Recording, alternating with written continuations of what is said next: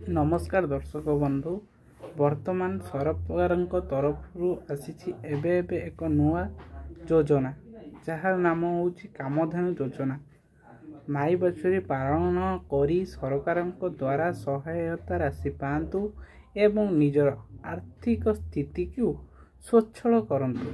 आसंतु कामधेनु योजना विषय संपूर्ण तथ्य जानिबा। मुख्यमंत्री कामधेनु योजना गोपालक बाछुरी पालन योजना। माई बाछुरी जत्न नियंतु। आजिर बाछुरी आसंता कालीर गाई। माई बाछुरी पालन 50% रिहाती दर रे बाछुरी दाना जोगाण।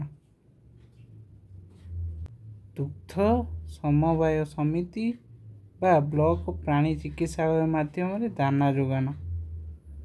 कृत्रिम प्रजनन द्वारा बाछुरी जन्म होइथिबा आवश्यक। एही बाछुरी मागणारे बीमाकरण कृमिनाशक टीकाकरण।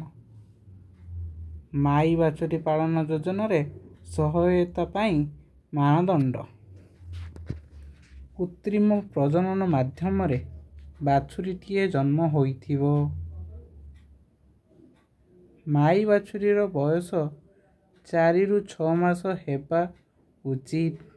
लिंग निरूपित शुक्र माध्यम रे जन्मित बाछुरी को अग्राधिकार दियाजिबो।